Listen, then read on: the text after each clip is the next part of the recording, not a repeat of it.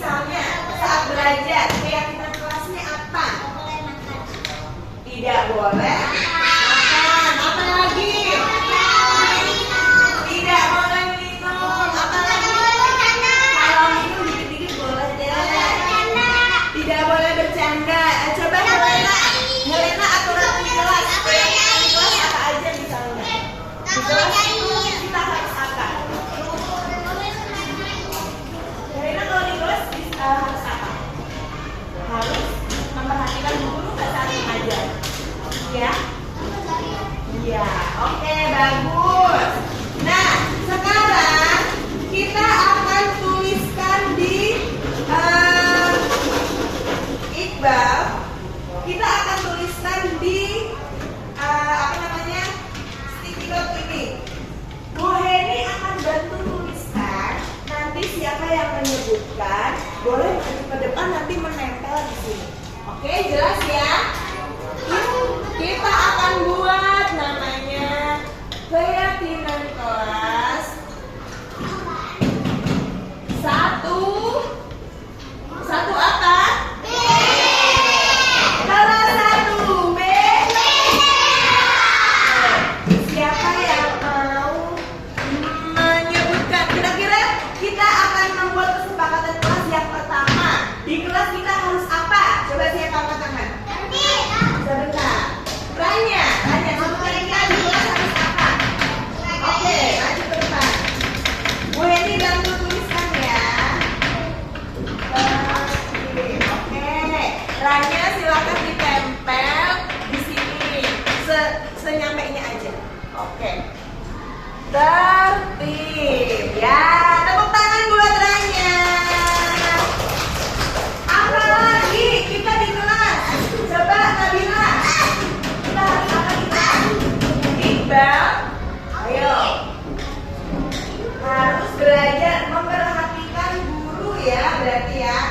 Fokus belajar. Oke, boleh dibantu tuliskan.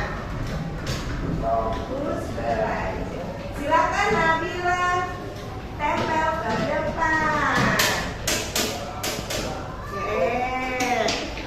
Boleh di mana aja? Oke, ya, boleh. Berikutnya, ya yang cowok dong, yang cewek. Yang cowok harus kelihatan ini. Yuk, Aliman, maju ke depan dulu. Maju ke depan. Menyebutkannya di depan.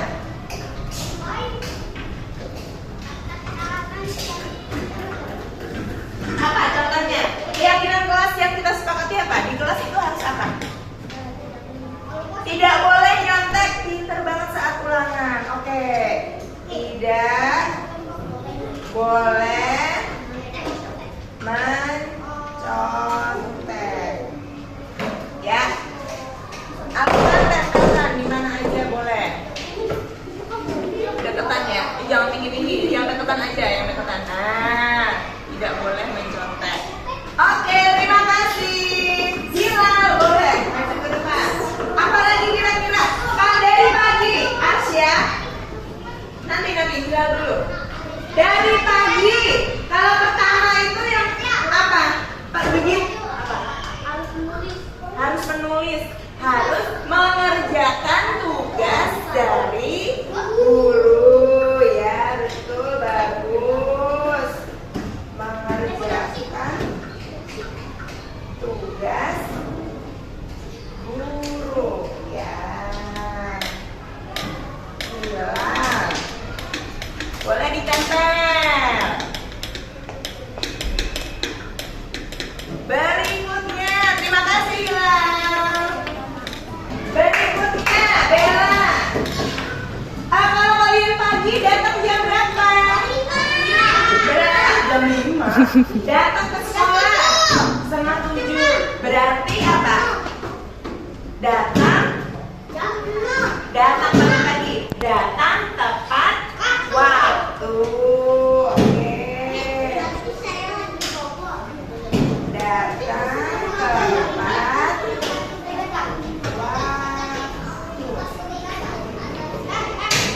Oke.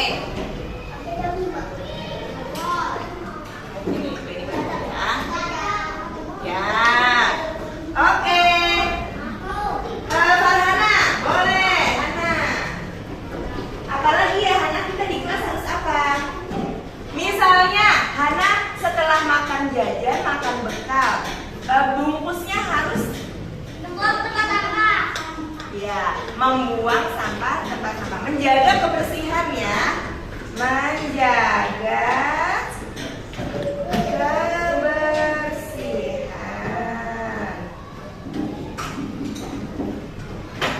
Ya. Iya, betul. Oke, terima kasih. Ada lagi? Sudah? Ada lagi? Siapa kita? Iqbal, ayo maju. Aturannya apa lagi? Satu kali lagi ya. Apa Iqbal? Aturannya apa? Kira-kira kalau di kelas harus bagaimana? Gini, apakah ketika Boni menjelaskan Iqbal boleh ngobrol sendiri? Boleh Ibu. Ya, ada sampah ya. Tidak boleh ngobrol di kelas ya. Tidak boleh ngobrol gitu aja ya. Oke, silakan. Di sini ya biar rapi. Oke. Ya. Kaira. Satu lagi ya.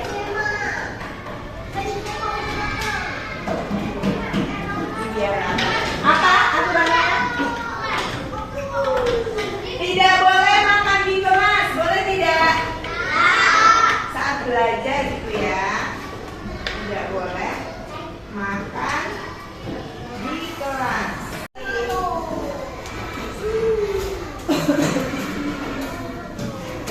Terima kasih. Ya. Ya, perhatikan. Untuk saat ini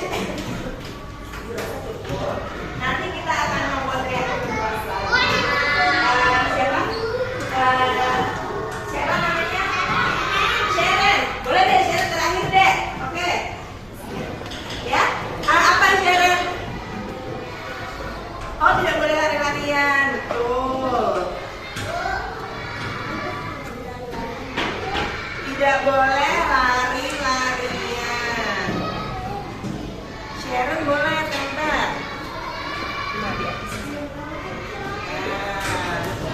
Kebalik sayang.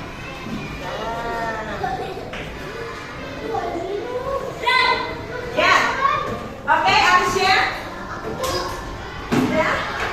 Nah, sekarang dari yang sudah teman-teman kalian sebutkan ini, perhatikan. Rashira, Sharon, perhatikan. Yang sudah teman-teman kalian tempel ini, mari kita baca lagi bersama-sama. Yang pertama mau dibacakan ya, dari Sharon. Tidak boleh lari-larian, betul? Di kelas, ayo. Zaki, di kelas boleh lari-larian tidak? Tidak. Tidak boleh mencontek, betul? Kemudian tertib mengerjakan tugas guru, datang tepat waktu, fokus belajar, betul ya? Tidak boleh ngobrol. Boleh nggak ngobrol di kelas? Menjaga kebersihan dan tidak boleh makan di kelas. Oke, sekarang kita akan buat kata-katanya di sini. Ada kata tidak, kita ganti menjadi boleh. Kalau boleh gimana ya? Misalnya, tidak boleh lari-larian. Berarti di kelas harus apa? Tertib, betul. Tidak boleh lari-larian itu tertib. Di sini sudah ada tertib. Kita gabungkan di sini, tidak boleh lari-larian itu tertib. Tidak, kemudian tidak boleh ngobrol, berarti ya harus tertib. Nah, di sini tertib. Kemudian tidak boleh. Mana ada yang tidak boleh? Tidak boleh makan di kelas ya. Berarti sama juga ya, harus tertib di kelas. Nah, berarti kita tulis yang pertama adalah tertib di kelas. Kemudian yang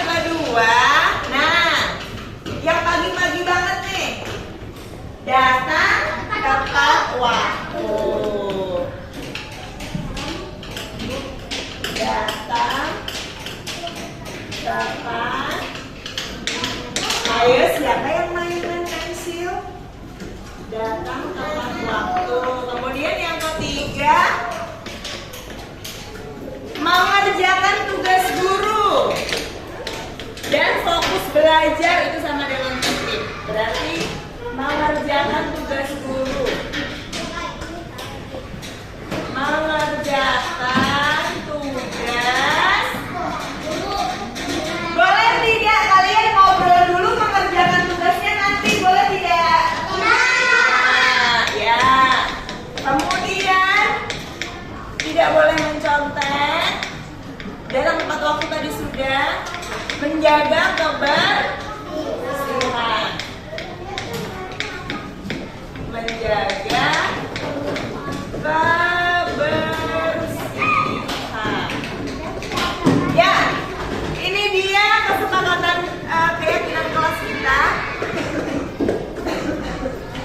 Ya, ya. Yang pertama, Bu, ini mau tes siapa yang udah bisa baca? Udah bisa nggak baca? Saya. Apa boleh? Siapa yang bisa baca? Saya. Hana, nomor 1 dibaca Hana.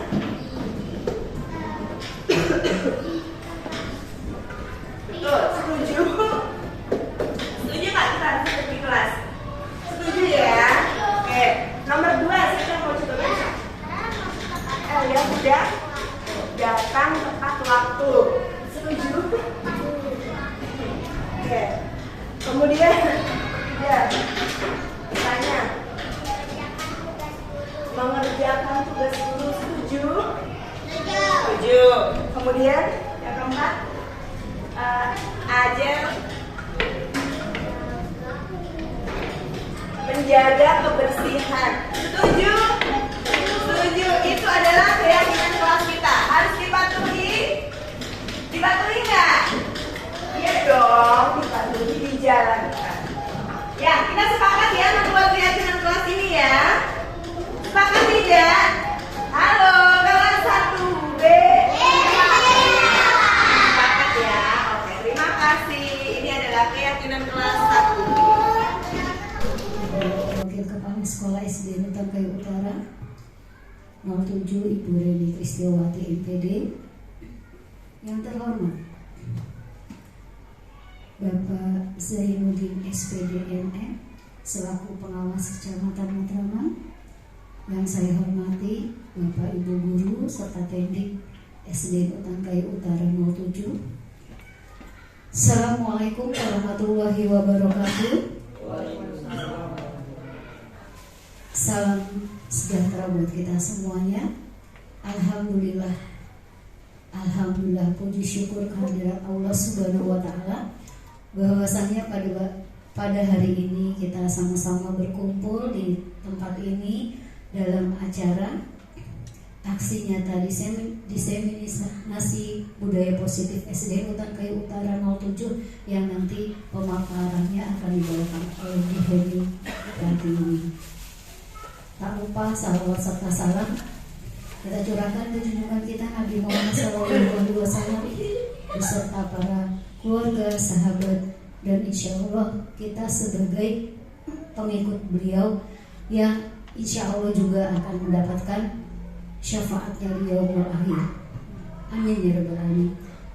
Bapak Ibu, baiklah Bapak Ibu sekalian, baiklah akan saya bacakan acara pada hari ini, yaitu 1 pembukaan, 2 sambutan, yang nanti sambutan akan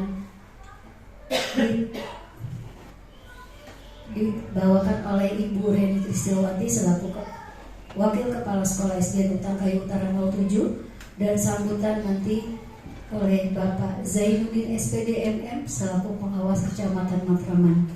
Kemudian acara inti yaitu pemaparan oleh Ibu Heni Pratiwi, dan ada sesi tanya jawab, kemudian doa penutup yang nanti insya Allah akan dibawakan oleh Bapak Nawawi.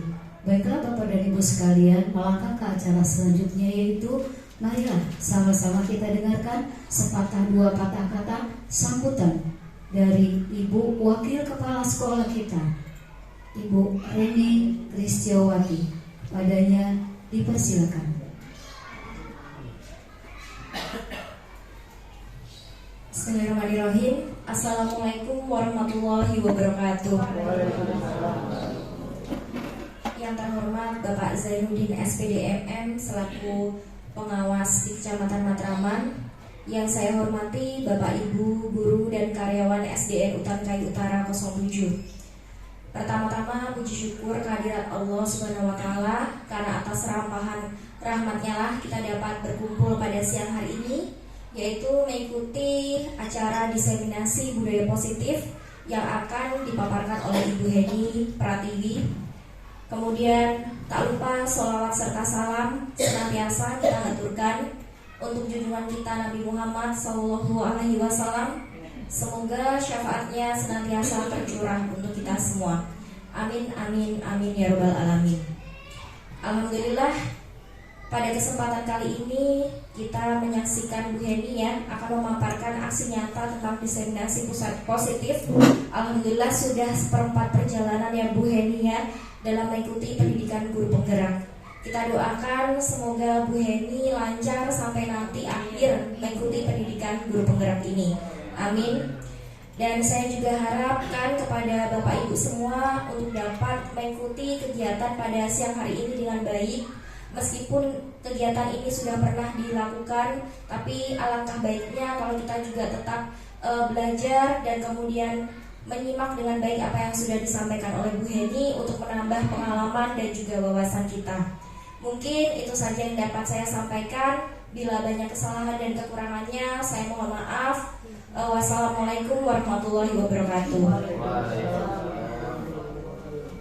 Baiklah Bapak dan Ibu sekalian, telah sama-sama kita dengarkan sambutan sepatah dua patah kata dari Ibu Wakil Kepala Sekolah SDN Utan Kayu Utara 07.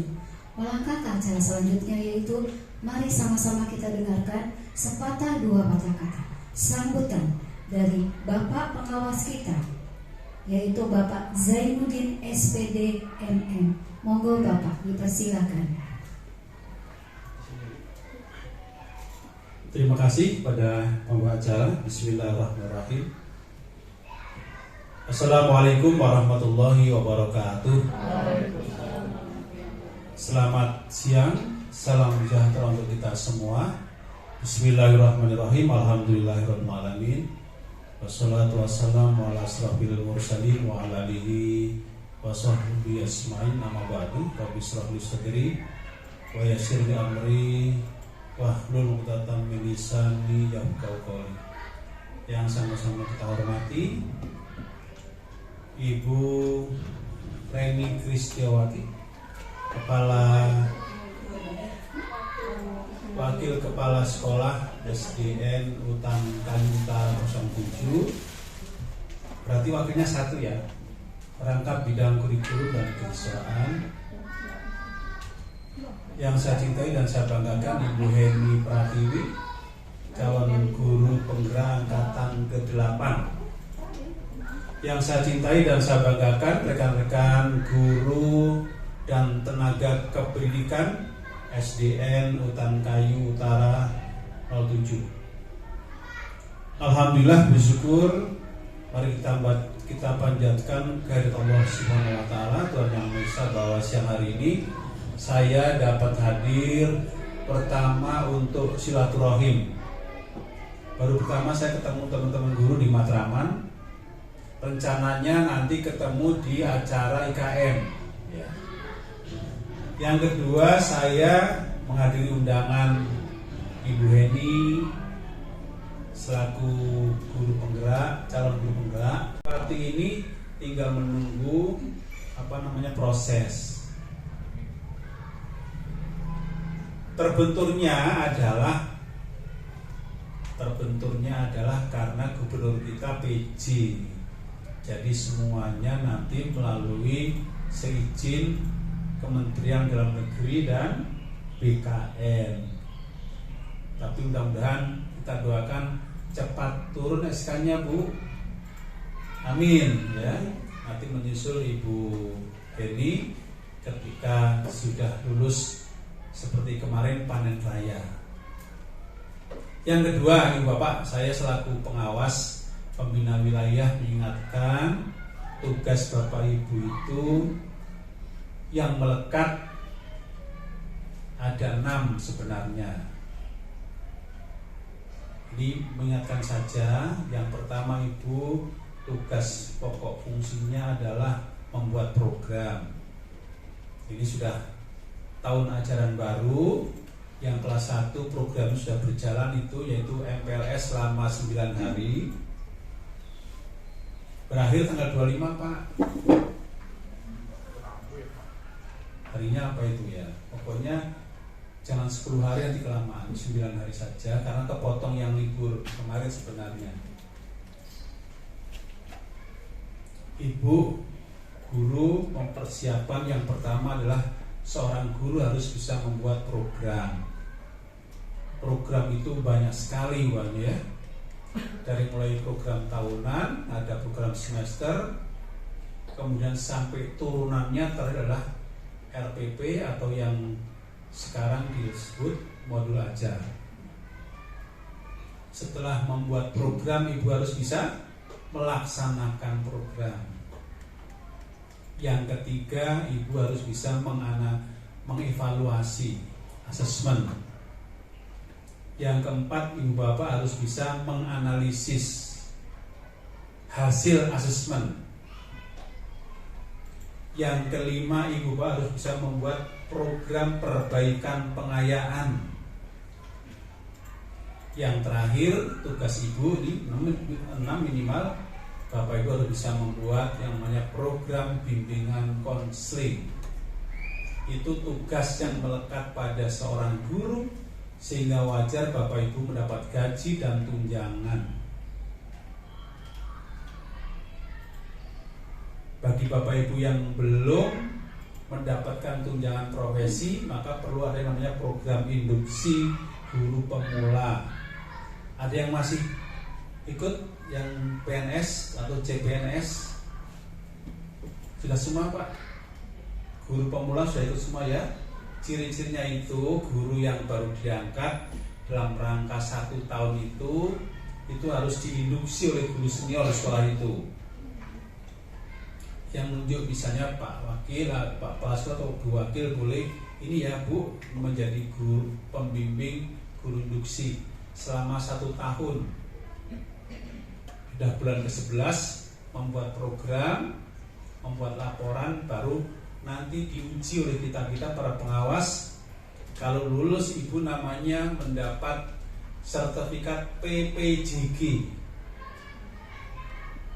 PPJG itu singkatan masalah pengangkatan pertama dalam jabatan guru. Karena Bapak Ibu waktu diangkat itu belum jadi guru. Sebelum punya sertifikat PPJG itu, Ibu belum jadi guru itu. Maka kalau nggak lulus PPJG, pensiun Bapak Ibu 58 tahun karena belum jadi guru. Biasanya kalau belum lulus tahun pertama, ujian lagi, diulang 1 tahun. Setelah lulus baru Ibu namanya mendapatkan PPJG dan berhak mendapat tunjangan, dan usia pensiun Bapak Ibu 60 tahun. Itu. Nah, ini berbahagia sekali hari ini saya ingin melihat bagaimana aksi nyata Ibu Heni Pratiwi nanti kita saksikan bersama. Mudah-mudahan akan tumbuh dan tambah teman-teman guru ini berlomba-lomba mendaftarkan menjadi guru penggerak. Pokoknya golongannya 3C mengantongi sertifikat guru penggerak, nggak lama Bu akan diangkat pilih. Nanti ada isian di situ, kepala sekolah atau ingin jadi pengawas. Jadi akan dipotong kopas. Usia-usia yang seperti saya ini akan mungkin ya sudahlah, ganti regenerasi. Jadi saya kenapa sudah usia 62 tahun masih aktif, karena golongan saya Bu yang mungkin menang di golongan saja. Golongan saya yang padi maka berhak untuk usia 65 tahun. Sudah saya jalani 2 tahun, insya Allah 3 tahun lagi sehat sampai 2026 baru pensiun. Mudah-mudahan guru penggerak sudah ada semua, yang menggantikan saya sudah antri di belakangnya. Demikian, selamat untuk Ibu Reni dan selamat untuk Bu Heni.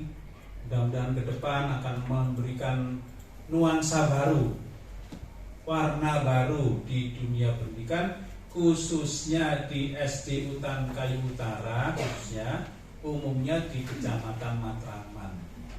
Saya senang karena guru-guru penggerak ini nanti mitra saya untuk mengembangkan kemampuannya untuk membina teman-teman guru sekecamatan.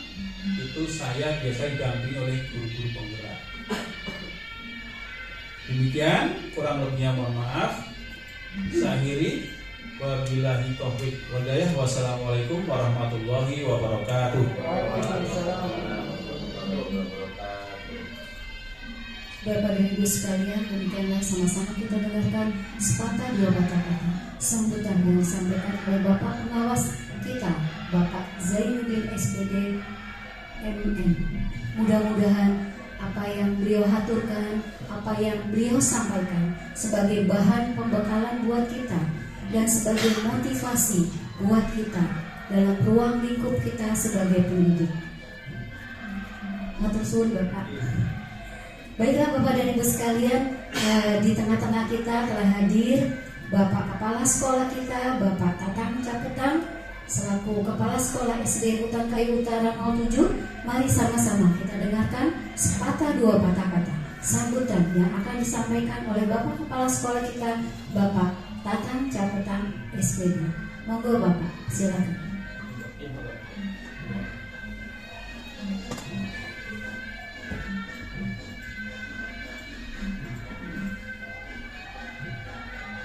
Warahmatullahi wabarakatuh. Yang kita hormati dan kita banggakan Bapak Pembina kita, Bapak Haji Zainuddin selaku pengawas di Kecamatan Matraman. Kalaupun terlambat nggak apa-apa ya Pak ya, selamat datang. Harusnya tadi. Ibu Heni selaku calon guru penggerak, Ibu Reni selaku wakil kepala sekolah, Bapak Ibu guru semuanya, tenaga pendidik dan kependidikan di SD Utan Kayu Utara 07. Terima kasih atas kehadirannya dan mohon maaf atas keterlambatan.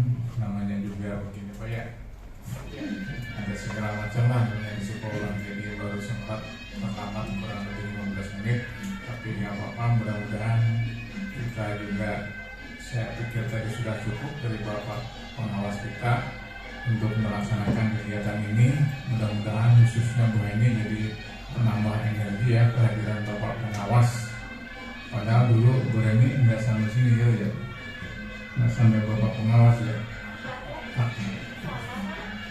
Alhamdulillah, nanti ke depan ya tadi ya. Selamat ya, kegiatan diferensiasi, diseminasi. Apa sih Bu Heni diseminasi?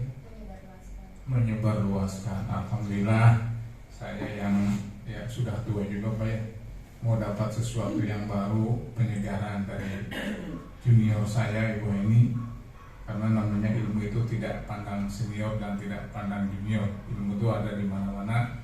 Jadi dengan tangan terbuka, terima kasih sekali lagi, saya ikut merasakan akan menerima diseminasi. Kalau nggak ada guru penggerak, ya saya begini-gini aja. Jadi nanti saya sangat berharap bahwa ini momen yang paling baik ini, kesempatan yang baik ini menjadi lebih bermanfaat lagi untuk khususnya ya peningkatan kita di SD Utan Kayu Utara 07. Juga tadi pesan yang disampaikan oleh Bapak pengawas kita sudah paham semuanya, tapi memang tentunya dengan segala keterbatasan. Untuk yang sudah usianya tadi di atas ya kita menerima nasib nggak ikut penggerak. Tapi yang muda-muda ini jangan begitu, ikuti jejak Bu Reni, ikuti jejak Bu Heni. Ada beberapa Pak di sini Pak, Bu Ripania Pak, guru kelas 6 katanya sudah daftar. Belum Pak. Kemarin laporannya sudah, tapi lagi nunggu waiting list. Daftar lagi Bu Ripania ya. Ya karena nanti juga ada pengaruhnya sih, sekolah yang banyak guru penggeraknya punya nilai plus. Untuk tidak memperpanjang waktu, kita langsung ke intinya. untuk Bu Heni ya, kita sama-sama mengikuti, menyimak. Sekali lagi tentunya satu hal yang sangat positif, karena memang inilah di tempatnya guru penggerak seperti ini yang biasanya tidak berani berbicara. Ini kan juga dibutuhkan mental ya Pak ya, tidak semua orang gitu. Itu saja yang bisa saya sampaikan. Terima kasih Bapak Pina atas kehadirannya, dan semuanya yuk kita langsung ya ke Bu Heni. Untuk itu sambutan dari saya cukup sekian. Terima kasih, mohon maaf atas segala kekurangannya. Diakhiri, Assalamualaikum warahmatullahi wabarakatuh. Bapak dan Ibu sekalian, telah sama-sama kita dengarkan sambutan yang disampaikan oleh Bapak Kepala Sekolah kita, Bapak Tatan Catatan SPD. Bapak dan Ibu sekalian, marilah kita masuk ke dalam acara inti, yaitu aksi nyata diseminasi budaya positif SDN Utankayu Utara 07 yang nantinya akan dipaparkan oleh Ibu Heni Pratiwi SPD. Kepadanya dipersilakan.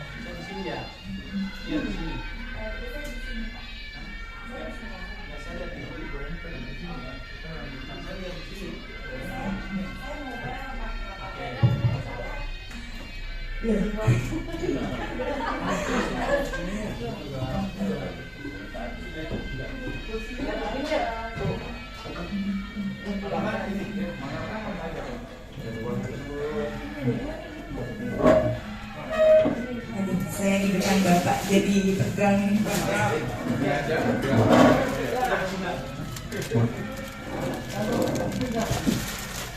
Ya.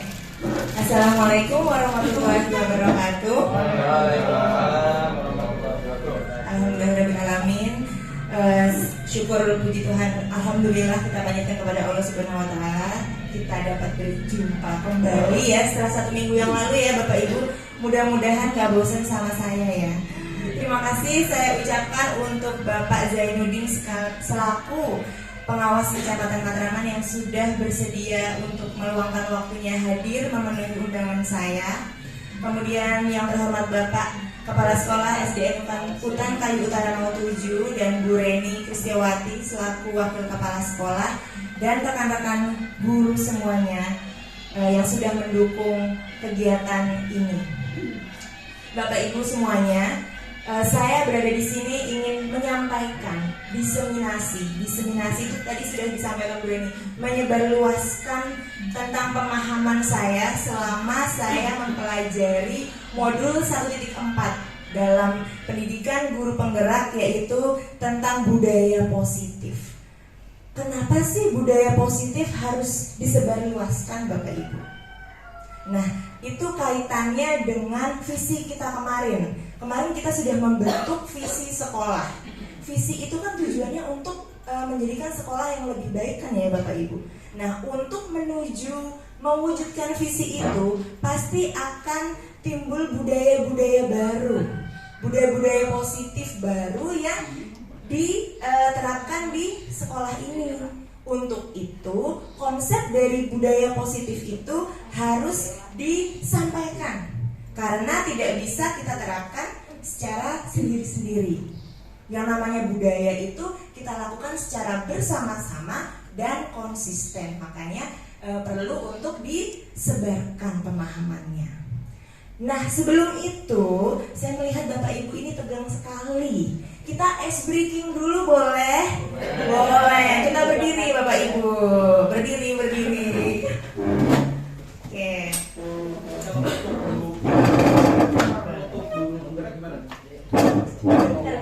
Bergerak menggerakkan. 3 berarti.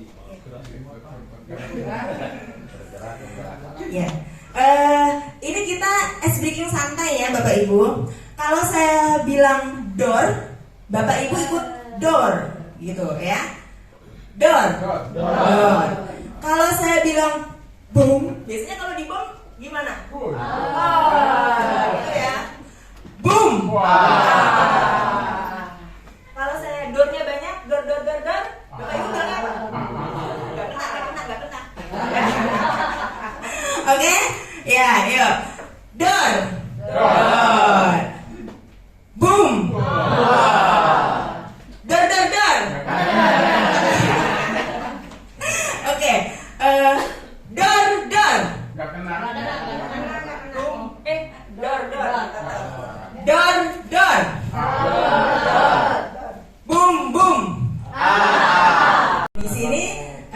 tidak sendiri karena di balik itu saya mendapat bimbingan dari Ibu Mutmainah selaku fasilitator saya.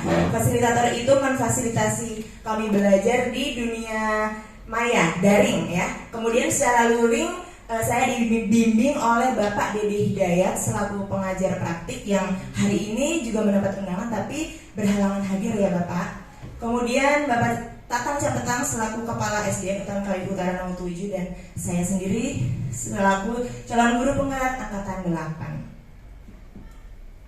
8. Nah, budaya positif. Materi yang akan saya sampaikan di sini mengenai disiplin positif dan nilai-nilai kebajikan universal. Berikutnya tentang motivasi, hukuman, dan penghargaan dan restitusi. Kemudian keyakinan kelas, kebutuhan dasar manusia dan dunia berkualitas, 5 posisi kontrol guru, dan segitiga restitusi. Wah banyak ya, tapi mudah-mudahan tidak terasa ya. Nah, berikutnya mengenai disiplin positif dan nilai-nilai kebajikan universal. Sebelum masuk ke situ Bapak Ibu, kita akan belajar tentang kontrol diri. Apa itu kontrol diri? Saya butuh relawan ya, volunteer nih. Saya punya uang berapa ini? Bu Flora mungkin boleh bantu saya, Bu Flora maju ke depan. Ayo.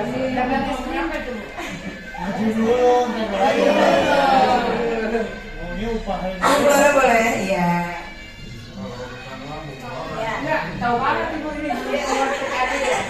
Sama Pak Daniel ya, boleh Pak Daniel ya. Bagi 2 kita ya. Nah, sekarang Bu Flora, ini anggaplah ini uang Bu Flora. Bu Flora tinggal satu-satunya ini uang sangat berharga buat Bu Flora. Kemudian uang ini Bu Flora genggam. Bagaimana caranya agar tidak terbuka? Ya. Terserah Bu Flora sih mau terbuka mau tidak ya. Nah, kemudian Pak Daniel tugasnya adalah bagaimana caranya mengambil uang ini.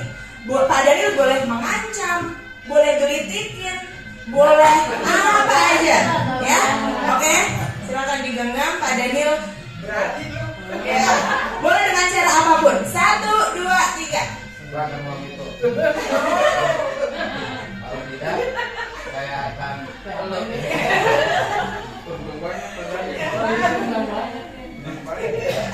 Bisa, sini.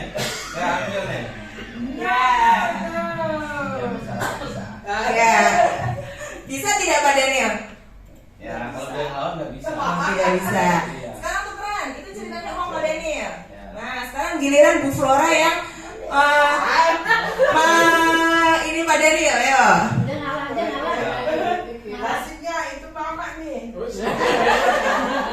Saya nggak pegang banget. Hasilnya. Terima kasih. Oke. Boleh, terima kasih tepuk tangan untuk Bu Flora. Ya, boleh bagi dua. Maaf ya Pak ya.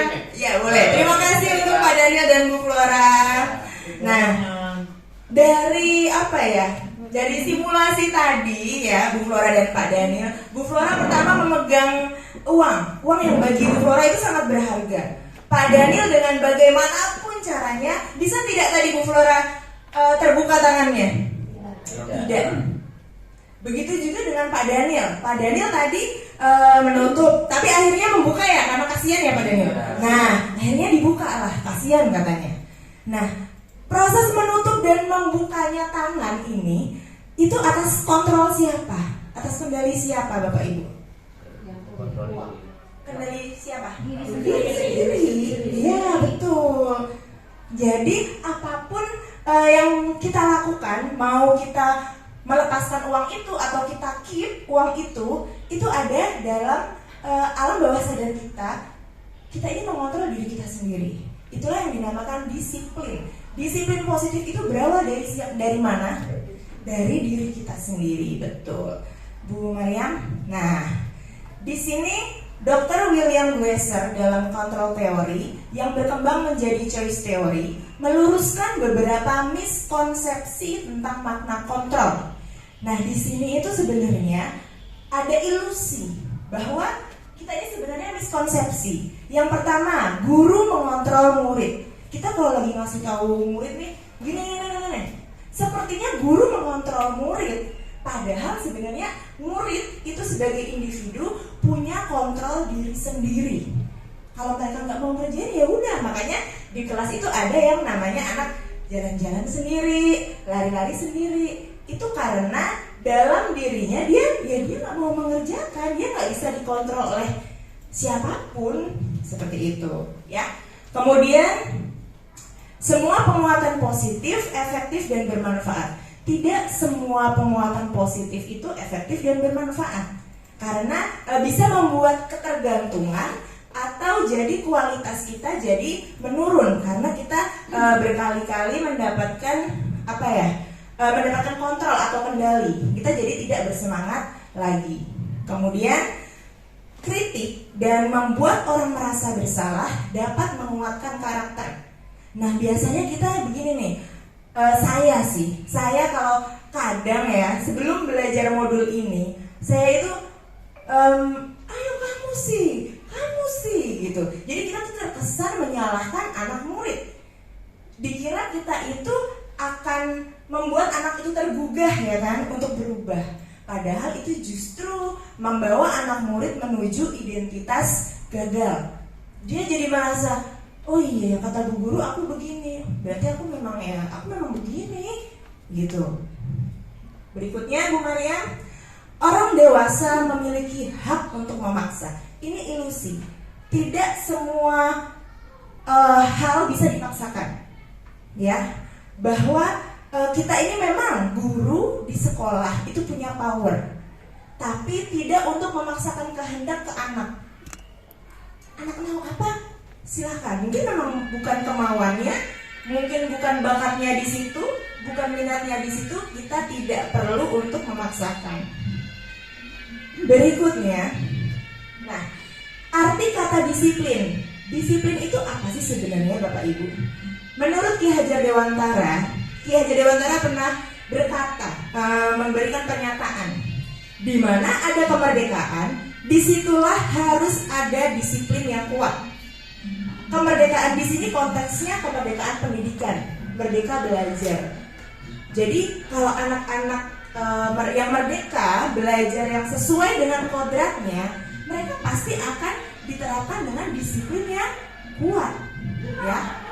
Nah, berkaitan dengan itu, ini sejalan dengan Diane Goshen dalam Restructuring 2001. Bahasa Latinnya itu disiplina, artinya belajar. Atau disciple, masih dalam bahasa yang sama. Disciple artinya murid atau pengikut. Kalau dikaitkan belajar dengan murid, berarti murid ini untuk bisa belajar maka harus menganut sebuah disiplin, kedisiplinan. Harus ada kedisiplinan dalam belajar. Maka jika disimpulkan, disiplin adalah pendekatan mendidik anak untuk melakukan kontrol diri, pembentukan kepercayaan diri dan rasa tanggung jawab berdasarkan nilai-nilai yang diyakini tanpa paksaan, pujian atau hukuman.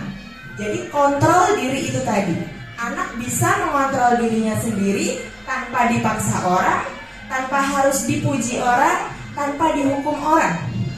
Meyakini nilai-nilai yang diyakini. Berkaitan dengan nilai-nilai itu, berkaitan dengan nilai-nilai itu, maka ada yang namanya nilai-nilai kebajikan universal. Apa itu nilai-nilai kebajikan universal? Nilai-nilai kebajikan universal itu prinsip kita. Apa yang kita yakini dalam diri kita, Bapak Ibu.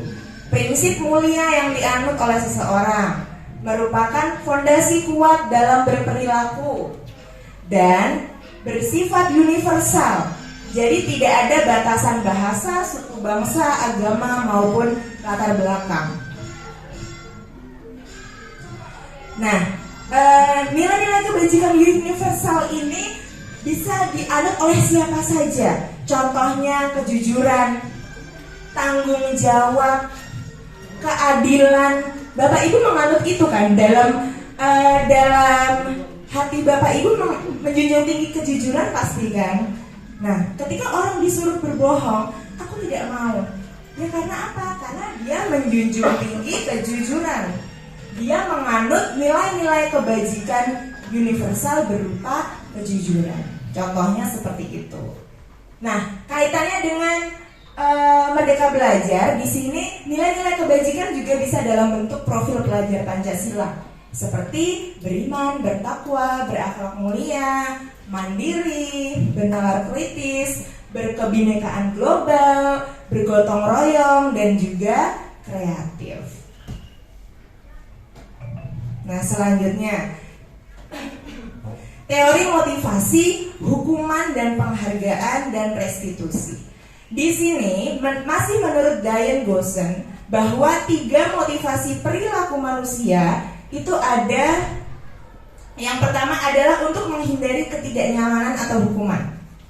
Contohnya, anak-anak murid kita yang masih kecil-kecil, mereka kan karakternya masih pembentukan karakter ya Bapak Ibu. Mereka belum sepenuhnya memahami bahwa punya kesadaran diri untuk disiplin. Nah, misalnya mereka mengerjakan tugas. Mengerjakan tugas itu apakah motivasinya itu bermacam-macam? Ada yang karena takut kalau nggak ngerjain dihukum sama Bu Heni misalnya. Itu artinya dia melakukan motivasi karena menghindari hukuman. Bisa juga dengan karena untuk mendapatkan imbalan atau penghargaan dari orang lain. Bu, aku mau ngerjain tugas biar dapat kue misalnya. Itu adalah motivasinya adalah mendapatkan penghargaan. Kemudian motivasi yang ketiga, ini mudah-mudahan menjadi motivasi kita ya Bapak Ibu, yaitu menjadi orang yang mereka inginkan dan menghargai diri sendiri dengan nilai-nilai yang mereka percaya. Nah, ini adalah motivasi yang paling ideal karena kita punya kesadaran diri untuk bertanggung jawab dan menghargai nilai-nilai yang kita yakini. Berikutnya, nah ini ada hukuman, konsekuensi, dan restitusi. Sebelum masuk ke restitusi, kita akan memahami dulu perbedaan konsep antara hukuman dan konsekuensi. Kalau hukuman, hukuman langsung aja Bu. Nah, hukuman dan konsekuensi di sini saya bedakan warnanya agar Bapak Ibu bisa membedakan mana yang hukuman, mana yang konsekuensi.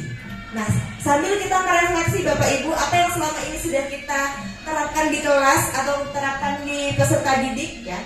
Hukuman, kalau hukuman itu dibuat secara sepihak oleh guru.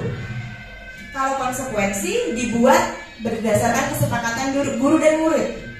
Nah, kemudian kalau hukuman itu tiba-tiba tidak diharapkan terjadi. Misalnya ada si Adi misalnya. Adi, kamu terlambat, kamu lari keliling lapangan. Nah, itu otomatis terjadi. Tidak diharapkan oleh Adi juga, gitu kan? Kalau konsekuensi sudah diketahui dan masuk akal.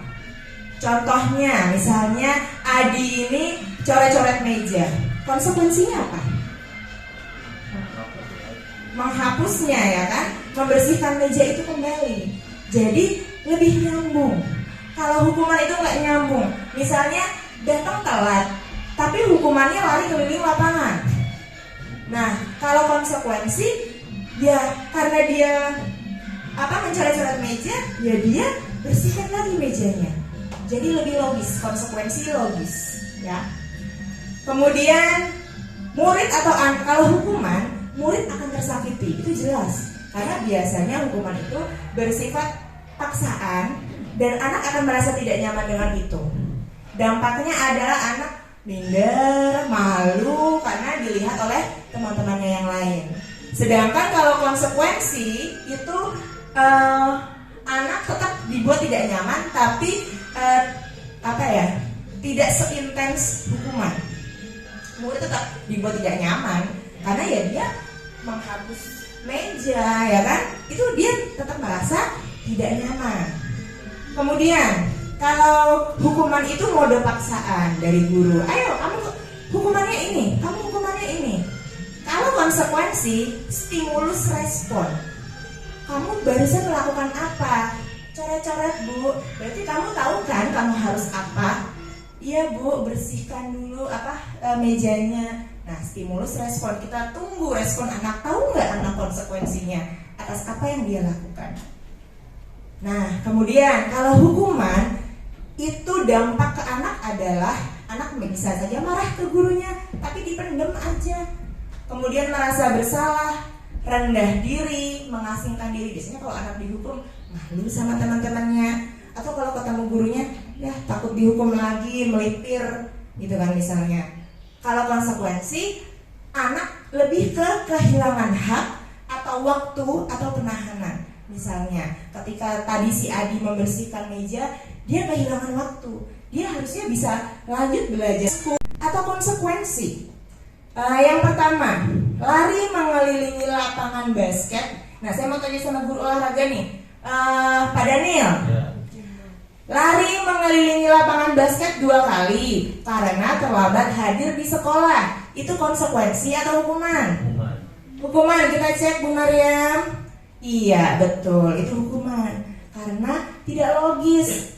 Orang terlambat kok disuruh lari, gitu kan. Berikutnya, Bu Yanti. Nah, maaf Bu Yanti. Menggantikan kertas tugas teman yang telah dicoret-coret. Itu konsekuensi atau hukuman Bu Yanti? Konsekuensi karena dia tahu ya apa yang dia lakukan, kemudian dia mengganti kertasnya. Ya, kita cek coba. Iya betul, konsekuensi. Lanjut Bu Maria. Nah, kemudian coba Bu Rifania. Membersihkan coretan yang dibuatnya di meja tulis. Konsekuensi atau hukuman? Konsekuensi. Kenapa konsekuensi? Karena memang dia memperbaiki apa yang telah Coba dulu, kita cek dulu. Oke, konsekuensi. Kalau berikutnya, soal berikutnya. Nah, ini Pak Sidik, coba latihan jadi Pak Guru. Hukuman Bu. Murid diminta untuk push up 20 kali karena salah memakai seragam ke sekolah. Apa? Hukuman. Hukuman. Karena tidak ada korelasinya dengan kesalahannya. Oke, Bu Maria, boleh kita cek? Iya. Ya, betul. Ya, jadi Bapak Ibu alhamdulillah sudah paham antara konsep konsekuensi dan hukuman, karena sangat berbeda ya. Hukuman itu kayak cenderung fisik gitu ya, padahal kesalahannya apa tapi dihukumnya apa. Ya, boleh lanjut. Nah, sekarang restitusi. Tadi ada hukuman, ada konsekuensi. Sekarang ada cara yang lebih halus lagi, cara yang lebih ideal untuk memperbaiki kesalahan murid, yaitu dengan cara restitusi. Apa itu restitusi? Nah, restitusi ini adalah upaya pendekatan kepada murid dengan cara mengajarkan murid untuk memperbaiki kesalahan. Kemudian murid bisa mencari solusi untuk masalah mereka. Kita panggil secara pribadi, tidak ditegur sama teman-temannya, di depan teman-temannya tidak. Kita panggil secara pribadi, kamu hari ini kita sebutkan kesalahannya. Kemudian kita merefleksi agar anaknya itu tahu kesalahannya apa upayanya untuk berubah itu seperti apa. Jadi karakter murid di sini dikuatkan, dan dia yang paling penting adalah dia memegang kontrol dirinya sendiri. Mau berubah seperti apa, upaya-upayanya seperti apa, dia yang tentukan sendiri. Jadi guru hanya memfasilitasi, kendali ada pada murid. Berikutnya, nah ini materi yang menurut saya cukup menarik. Dihukum oleh penghargaan. Karena yang selama ini kita tahu penghargaan itu memotivasi siswa gitu kan. Padahal kalau penghargaan sebenarnya bagus, tidak apa-apa ya. Karena penghargaan itu ya memang reward gitu. Tapi kalau segala sesuatunya yang dilakukan secara berlebihan tentunya tidak memberikan hal yang baik. Contohnya ya penghargaan. Nah, penghargaan di sini bisa membuat jadi tidak efektif. Kenapa? Karena penghargaan yang dilakukan secara berulang-ulang akan membuat anak ketergantungan. Misalnya, ayo siapa yang mau maju ke depan, nanti dapat permen dari ibu. Majulah dia. Karena apa? Karena mau dapat permen. Nah, udah hari kedua kasih permen lagi, hari ketiga permen lagi, hari keempat nggak ada permen. Bisa aja jadi nggak maju. Nggak ada permen, Bu. Nah, jadi anak akan ketergantungan. Dan bisa motivasi intrinsiknya itu tidak ada. Motivasi dari dalam diri itu tidak ada. Karena dia mengejar permennya, bukan karena dia ingin maju ke depan. Kemudian penghargaan juga bisa merusak hubungan loh. Misalnya kita memberikan juara 1 di depan teman-temannya. Teman-temannya yang merasa usahanya itu sama, effortnya sama, ya karena yang namanya piala cuma 1-2 kan ya, tidak semuanya dapat, jadi iri-irian. Lah aku kan juga begitu, Bu, aku kan juga begitu, Bu. Nah, itu juga bisa merusak hubungan antar siswa. Persaingan di kelas jadi tidak sehat. Kemudian bisa mengurangi ketepatan. Jadi kalau dalam penelitian itu siswa yang diberi reward penghargaan justru malah karena fokus pada penghargaannya, fokus pada rewardnya, malah jadi banyak melakukan kesalahan. Jadi malah mengurangi ketepatan. Penghargaan juga dapat menurunkan kualitas. Karena kualitas misalnya silakan kamu buat puisi yang bagus, nanti dapat hadiah. Itu ada penelitiannya ya. Kemudian ada silakan kamu buat puisi yang bagus, tapi tidak disebutkan hadiahnya apa. Itu dalam penelitian itu terbukti bahwa kualitasnya itu lebih bagus yang tidak tahu hadiahnya apa. Karena anak bisa saja fokus pada hadiahnya. Seperti itu. Dan bisa mematikan kreativitas. Sama, penelitiannya kurang lebih sama. Bahwa kreativitas bisa terhenti karena penghargaannya apalagi ya, besok aku dapat apa ya. Jadi malah tidak berkembang. Kemudian penghargaan itu menghukum siswa yang tidak mendapat penghargaan. Karena ada begini Bapak Ibu, murid yang merasa kemampuannya segitu-segitu aja, dia tidak akan, ya karena aku tahu kemampuanku segini, aku tidak akan bisa juara 1 misalnya. Ya sudah, dia akan merasa terhukum, dia akan merasa bersalah pada dirinya sendiri. Kok aku cuma bisa seperti ini ya, aku nggak bisa kayak temanku yang lain. Terutama dengan sistem ranking juga. Ranking itu kadang malah anaknya santai, orang tuanya tapi yang, loh ini kamu kok nggak bisa kayak itu, ini kamu nggak bisa kayak yang tetangga kamu yang ini. Nah, anak menjadi merasa terhukum. Aku tidak bisa membahagiakan orang tuaku. Seperti itu. Jadi ini adalah sisi negatif ya. Tapi penghargaan itu tetap penting untuk memotivasi siswa, tapi tidak boleh diberikan secara berlebihan. Nah, kemudian masalah keyakinan kelas nih. Keyakinan kelas ini biasa sampaikan dulu kesepakatannya apa, baru nanti ditulis. Kemudian pernyataan dibuat dalam bentuk kalimat positif. Jadi tidak boleh mengandung kata-kata negatif. Misalnya, tidak boleh terlambat. Nah, itu kata-kata negatif. Kata-kata positifnya apa? Datang tepat waktu. Betul. Kemudian keyakinan kelas itu harus mudah diingat, mudah dipahami, dan dapat diterapkan di lingkungan tersebut. Jadi gampang diingat sama anak-anak. Jangan pakai bahasa fikinisasi yang terlalu tingkat tinggi, ya. Kemudian mudah dipahami dan mudah diterapkan. Contohnya misalnya piket ya kalau kelas 1 misalnya nggak usah ngepel, nggak usah naik-naik meja, harus bersihkan kaca. Nah, jadi keyakinan kelas itu mempermudah kita untuk menerapkannya. Dan semua warga kelas ikut berkontribusi melalui kegiatan curah pendapat. Jadi keyakinan kelas itu tidak boleh diwakilkan. Misalnya, wah ini udah pada mau pulang nih, tinggal 6 anak. Yaudah yuk kita buat keyakinan kelas aja perwakilan. Boleh tidak seperti itu? Tidak, karena keyakinan kelas ini kesepakatan bersama seluruh warga kelas. Dan nantinya warga kelas ini harus bersedia meninjau kembali keyakinan kelas dari waktu ke waktu.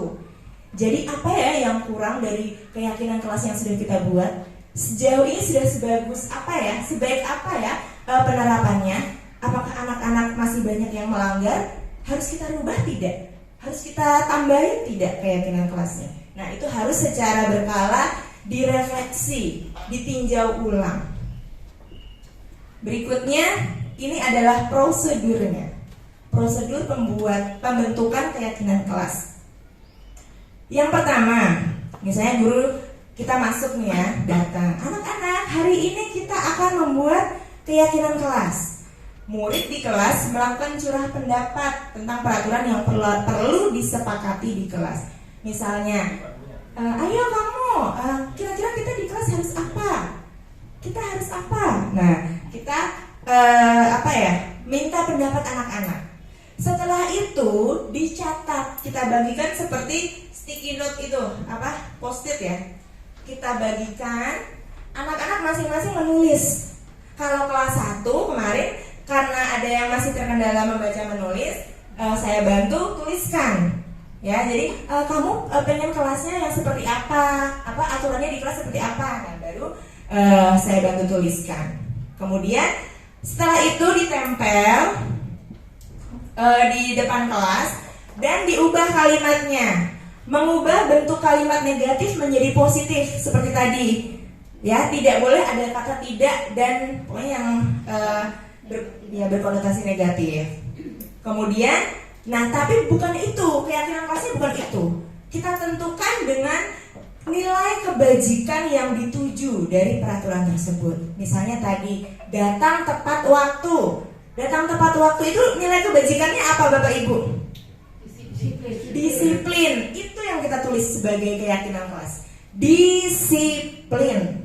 Nah, kalau jangan mencontek. Kalau jangan mencontek itu negatif atau positif ya? Negatif. Kalimat positifnya apa? Jujur. Nah, nilai kebajikannya? Kejujuran. Jujur. Nah, itu nilai kebajikan yang kita tuju ya Bapak Ibu. Kemudian setelah itu seluruh warga kelas meninjau ulang. Kalau sudah ditinjau ulang, setuju semuanya? Setuju. Kemudian menandatangani. Setelah itu baru ditempel keyakinan kelasnya di tempat yang mudah terlihat, yang mudah dibaca oleh anak-anak kita semua. Nah, mudah-mudahan kita bisa menerapkan ya Bapak Ibu ya. Nah, kemudian kebutuhan dasar manusia dan dunia berkualitas. Nah, anak-anak dalam berperilaku tuh Bapak Ibu pasti ada hal yang ingin dia, ada motif di baliknya. Apa itu? Karena dia ingin memenuhi kebutuhan dasarnya. Ada 5 kebutuhan dasar di sini, yaitu yang pertama, mutlak banget, yaitu bertahan hidup. Semua orang, gak cuma anak-anak kita pun juga pengen bertahan hidup. Yang kedua, kasih sayang dan rasa diterima. Bapak Ibu butuh kasih sayang tidak? Butuh. Kemudian penguasaan, kebebasan dan kesenangan.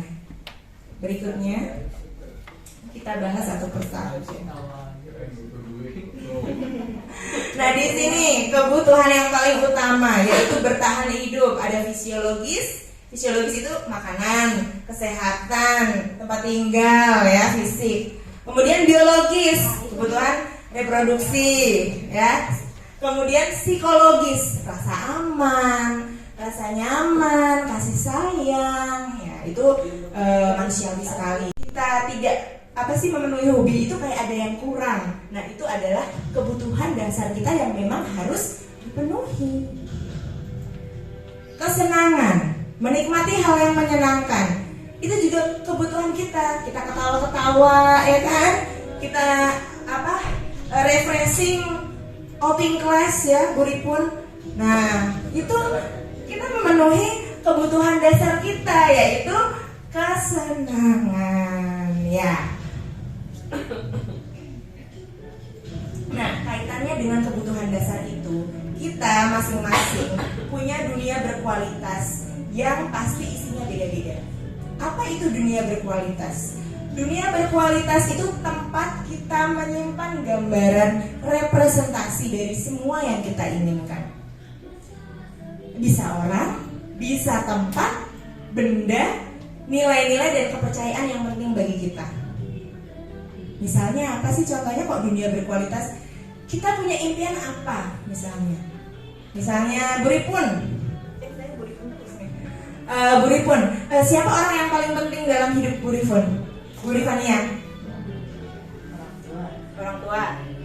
Terus apa hal yang pencapaian dalam hidup Burifun yang paling Burifun banggakan saat ini? Pencapaian. Ini sih mungkin di mata ibu bapak biasa aja ya. Tapi saya cukup bangga ketika mau bapak saya butuh sesuatu saya bisa. Oh ya, ya bagus. Terima kasih. Nah, itu adalah dunia berkualitasnya Burifania, bahwa keluarga. Siapa sih orang yang paling penting? Keluarga kita pasti akan mengutamakan menyenangkan keluarga.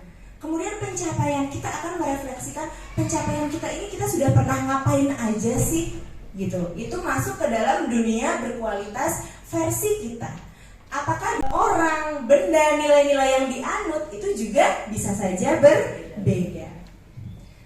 Selanjutnya, restitusi 5 posisi kontrol guru. Di sini saya cukup tertarik karena saya sebelum memahami modul ini saya seperti melakukan pengakuan dosa. Yang pertama, kita punya di sini ada 5 posisi kontrol guru dalam hal restitusi. Restitusi itu mengubah peserta didik untuk menjadi lebih baik lagi ya. Yang pertama adalah guru sebagai penghukum. Guru sebagai penghukum itu cirinya nada bicaranya tinggi, mata melotot misalnya, ya. Kemudian menekan anak dan mengungkit-ungkit kesalahannya. Misalnya dengan kata-katanya itu sudah mengintimidasi. Kamu sudah terlambat, sepatunya ini. Nah, ini guru sebagai penghukum. Ya, itu sudah jelas lah ya, maksudnya bisa dibedakan cirinya ya. Nah, kemudian ada juga guru sebagai pembuat merasa bersalah. Di sini kata-katanya begini. Kamu nih udah bu guru ini. Iya Pak, saya gini. Kamu tahu nggak konsekuensinya apa? Ya saya begini. Cepat kerjakan. Ini namanya guru sebagai pemantau. Dia memantau sejauh mana anak tahu apa yang dilakukan, apa konsekuensi yang dia lakukan. Nah, itu memantau. Dan kemudian di sini manajer. Kalau manajer ini dia mengontrol peserta didik untuk berubah. Jadi memanggil, kemudian nanti kaitannya dengan restitusi ya Bapak Ibu, memanggil peserta didik, kemudian memanage emosinya. Kamu apa yang sudah kamu lakukan? Tadi Ibu lihat, kamu tadi jalan, tapi kok jamnya sudah lebih dari 3:30 ya? 3:30, kita pulang dong. 6:30 ya gitu. Kok udah lebih dari jam 6:30 ya? Jadi kita tidak langsung menjudge, kamu terlambat ya? Tidak. Ibu tadi lihat, kamu sudah jalan jam 6:30 lebih. Itu kamu terlambat atau kenapa ya? Gitu. Oh, kemudian anak, oh iya Bu saya terlambat. Nah, kamu tahu kan? Ya Ibu tahu, semua orang pernah terlambat. Kira-kira apa alasannya? Kemudian mendekati, pokoknya intinya manajer ini mendekati anak agar anak ini bisa merefleksi apa kesalahannya dan tahu perubahannya menuju kemana. Nah, di sini perbedaannya ya Bapak Ibu. di sini adalah guru sebagai penghukum dan pembuat merasa bersalah. Ini adalah membentuk siswa menjadi identitas gagal. Perilakunya adalah kontrol negatif. Nah, hasilnya ini anak bisa menjadi pendendam dan menyembunyikan masalah atau berbohong. Nah, kemudian kalau untuk guru sebagai teman, pemantau, manajer, di sini perilakunya kontrol positif, tapi motivasi yang tumbuh masih motivasi ekstrinsik, belum motivasi intrinsik. Jadi di sini teman dan pemantau ini murid menjadi ketergantungan dan murid jadi merasa diawasi. Waduh, ada bu itu, ada bu ini. Nah, kemudian kalau untuk posisi manajer, ini peserta didik yang mengontrol dirinya sendiri. Apakah dia mau berubah atau tidak? Kalau dia mau berubah menjadi seperti apa? Itu mereka sendiri yang menentukan. Nah, di sini guru mengajukan pertanyaan-pertanyaan yang bermakna. Kemudian intinya adalah menguatkan watak atau karakter siswa. Di sini intinya adalah penguatan karakter. Kalau dari 5 posisi ini, kira-kira yang paling ideal posisi mana Bapak Ibu? Manajer ya. Di sini tidak ada pemaksaan, tidak ada kata-kata kasar atau kata-kata intimidasi dari guru. Kemudian anak bisa mengontrol dirinya sendiri untuk berubah. Ya, boleh Bu. Nah, segitiga restitusi. Sekarang saya mau praktek, boleh? Pak Daniel, sini Pak Daniel.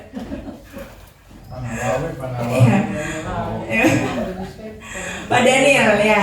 Saya mau praktek segitiga restitusi Bapak Ibu. Jadi tahap-tahapnya bagaimana sih kalau kita sedang melakukan restitusi kepada anak? Jangan sampai kita kelihatan kalau kita ini ibu mau praktek segitiga restitusi loh, gitu. Jangan sampai terlihat bahwa kita sedang seperti itu. Ini misalnya pada dia duduk boleh. Kita panggil anak, kemudian berbicara 4 mata. Jangan sampai temannya tahu, takutnya malu ya kan. Nah, terus kita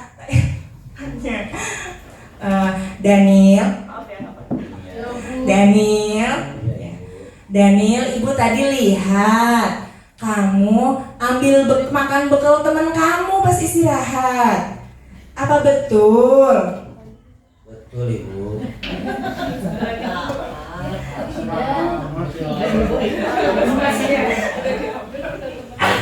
Betul Ibu. Betul.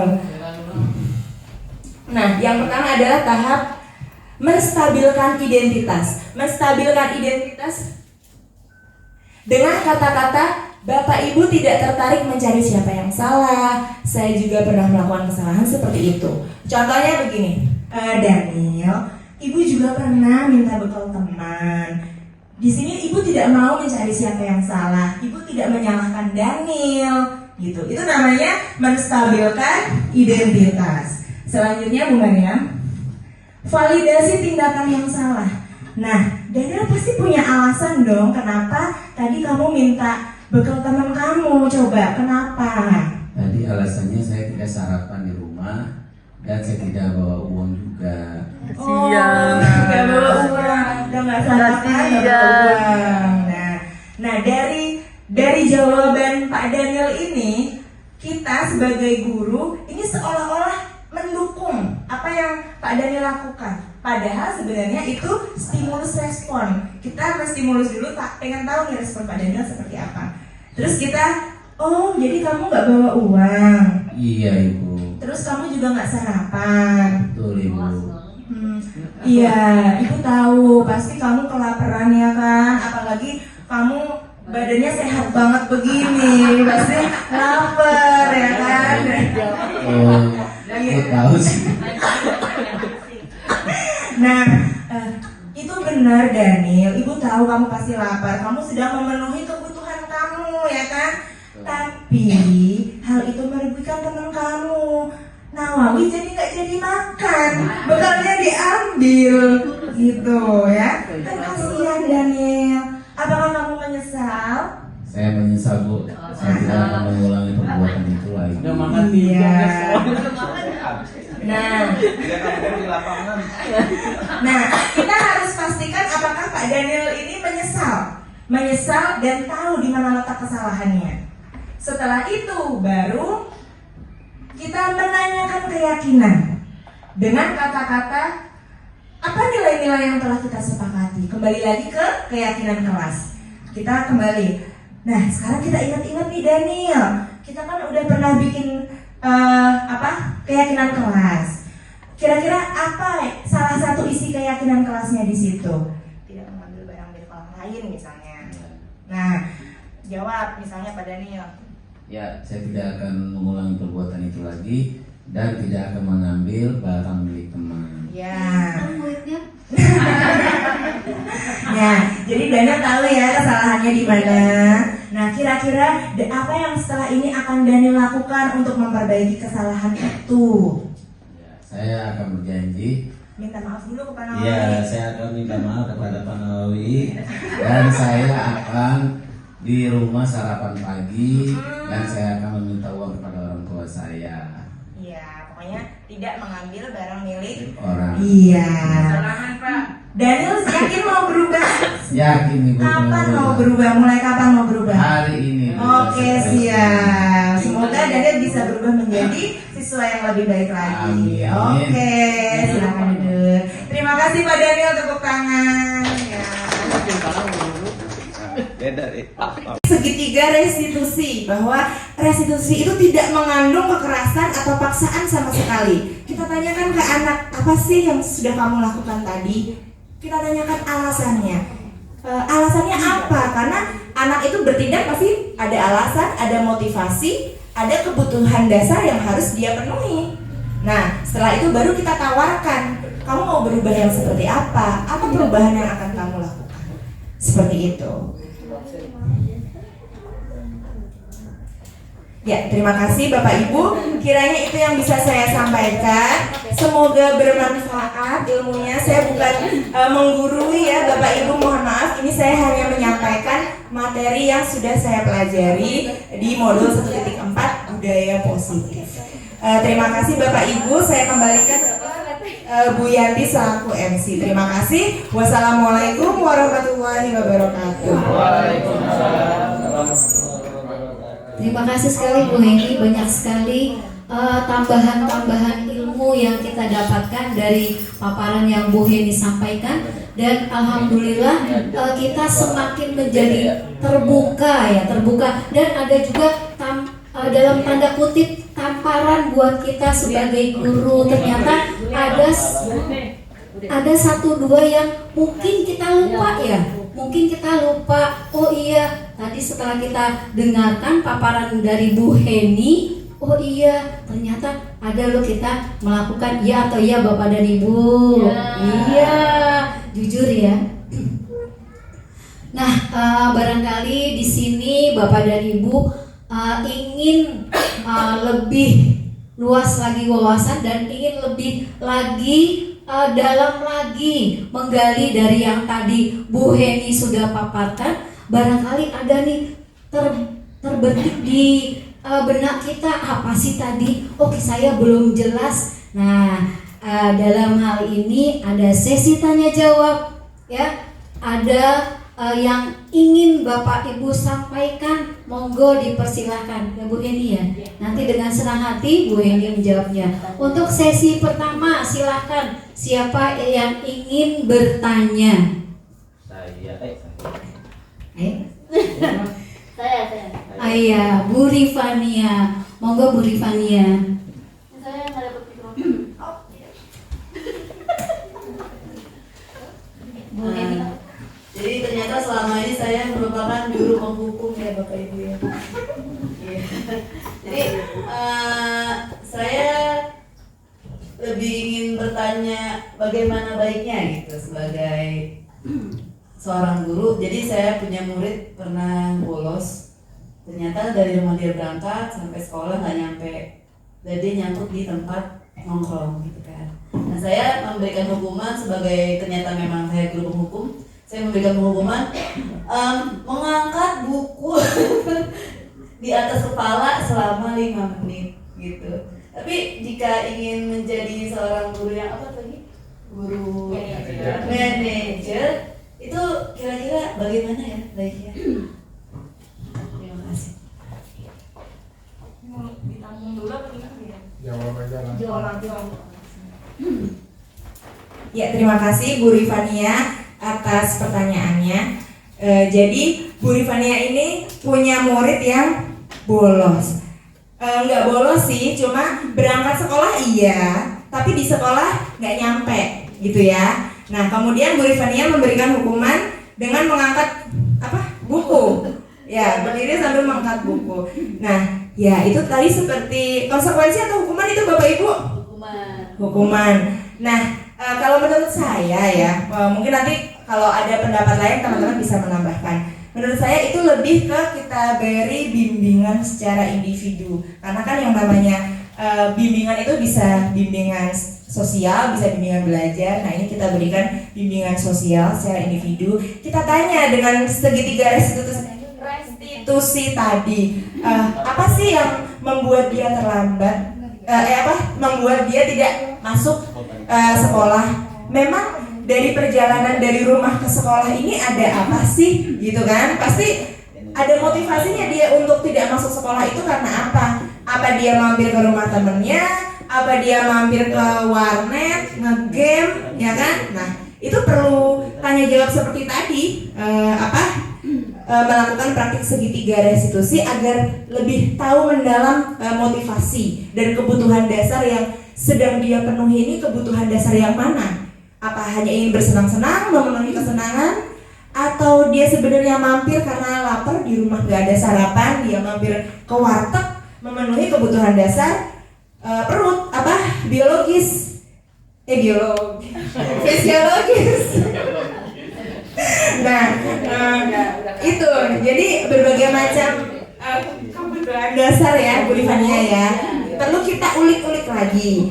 Dan tidak lupa dengan peran dari orang tua, keluarga di rumah. Kita perlu panggil juga orang tuanya, kita sampaikan apa masalah yang Bu Rifania ada di kelas ya, kita sampaikan ke orang tua. Karena bagaimanapun juga anak berangkat ke sekolah itu dari rumah. Jadi orang rumah itu yang paling tahu harusnya ya. Nah, itu perlu pendalaman secara pribadi lagi menurut saya.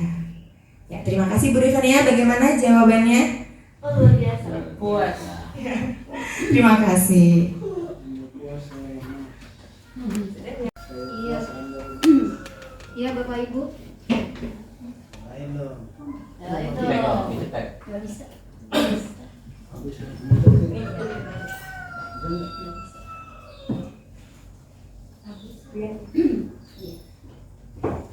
Baik Bapak Ibu sekalian, tadi sudah satu pertanyaan yang diluncurkan oleh Bu Rifania. Mungkin lanjut, ada lagi yang ingin, Bu Husnul. Ya, monggo Bu Husnul. Bu Husnul ingin Bu Mil kita ini mau bertanya, tapi jangan sehubungan dengan Bu Mil ya. Apa itu ya? Kan nggak tenggang. Tadi Bu Heni kan sudah menyampaikan tentang keyakinan kelas dengan peraturan kelas. Itu perbedaannya apa sih? Ya, silakan Bu Heni langsung dijawab. Ya, terima kasih Bu Husnu atas pertanyaannya. Keyakinan kelas dengan peraturan kelas. Nah, kalau dari artinya, maknanya, kalau keyakinan itu kan berarti nilai-nilai yang kita yakini, ya. Sedangkan peraturan itu yang membuat siapa? Apakah anak yang membuat peraturan? Bukan. Yang membuat aturan adalah sekolah atau secara sepihak ya biasanya. Kalau peraturan itu lebih formal, dibuat secara terpihak dan ada kesan mengikat, merasa terikat. Jadi itu tidak sesuai dengan kemerdekaan anak sih menurut saya. Jadi kenapa kita membuat istilah keyakinan kelas bukan peraturan kelas? Karena dengan keyakinan kelas, kalau keyakinan, yakin akan nilai-nilai yang mereka percayai itu mereka akan lebih memotivasi mereka untuk melaksanakan keyakinannya mereka, keyakinan kelas yang mereka sepakati. Jadi kalau peraturan mungkin mereka ada rasa terpaksa, takut dihukum dan lain sebagainya. Tapi dengan kata keyakinan kelas, mudah-mudahan menimbulkan motivasi intrinsik dari anak-anak untuk melakukan kedisiplinan diri yang positif. Terima kasih, Bu Husnul. Bagaimana? Ya, terima kasih. Baiklah teman-teman sekalian, masih ada yang ingin bertanya atau masih ingin mengeluarkan unek-uneknya? Baiklah, mungkin teman-teman udah banyak sekali dari Bu Heni, dari Bapak pengawas kita. Alhamdulillah kita masih banyak sekali ilmu yang kita dapatkan, dan alhamdulillah juga dari Bapak Kepala Sekolah kita cukup sempurna ya, lengkap ya hari ini ilmu yang kita dapatkan. Bapak Ibu sekalian, langkah acara demi acara sudah kita lampaui bersama, tapi alangkah tidak lengkapnya kalau tidak ditutup dengan doa, agar keberkahan melingkupi kita bersama. Mari sama-sama kita berdoa yang nantinya akan dipimpin oleh Bapak Nawawi. Monggo Bapak Nawawi.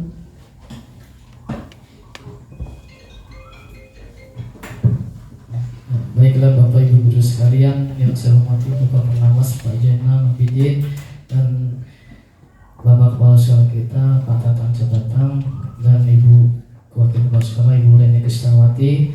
Sebelum akhir ditutup, yang kita doakan juga kepada Bu Reni, mudah-mudahan calon laki-lakinya berjalan dengan baik dan lancar. Untuk berdoa ya kita mohon Bismillahirrahmanirrahim. Hadana musakirin hadana wafini wa fil mazidah. Ya Rabbana lakal hamdu kama yanbaghi li sultanik. Allahumma shalli wa sallim ala sayyidina Muhammadin wa ala sahbihi ajmain. Allahumma inna muslimin wal muslimat wal mu'minin wal mu'minati wal ahya'u min amwat. Allahumma innaka as-salamatu fi din wa barakatuh fi ilmi wa barakatuh fi rizqi wa tabarruka maut rahmatin ba'dal maut.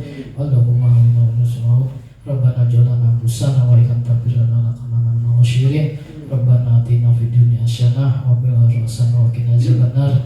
Wassalamualaikum warahmatullahi wabarakatuh. Assalamualaikum warahmatullahi wabarakatuh. Alhamdulillah, berbagai rangkaian acara telah kita lampaui bersama. Saya selaku pembawa acara mohon dibukakan pintu maaf yang seluas-luasnya bila mana ada kekhilafan kata, ya, kurang tepatnya kata, penempatan kata atau sikap saya yang kurang berkenan. Billahi taufiq wal hidayah. Wassalamualaikum warahmatullahi wabarakatuh.